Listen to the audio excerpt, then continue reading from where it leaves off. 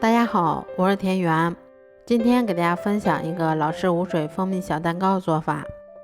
首先我们在大碗中打入4颗鸡蛋，鸡蛋的重量大约是240克，然后我们先加入50克的白糖，最后我们再往里面加入80克的蜂蜜，接着我们用电动打蛋器把它们高速打发10分钟左右，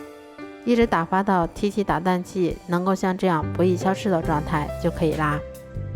打发好后，我们再往里面筛入140克的低筋面粉，然后用铲子像炒菜一样把它们上下翻拌均匀。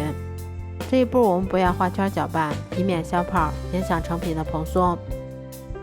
翻拌均匀后，我们再淋入40克的玉米油，然后用同样的手法把它们再次翻拌均匀就可以啦。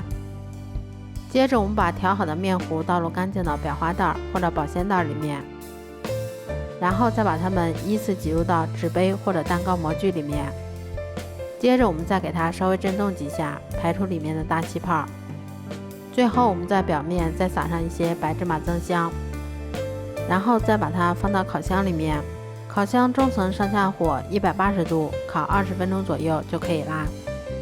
这样做出的蜂蜜纸杯小蛋糕吃起来非常的松软香甜，而且还有一股浓浓的鸡蛋和蜂蜜的香味儿。如果喜欢的话就试试吧，喜欢我的视频就关注我吧，谢谢您的支持。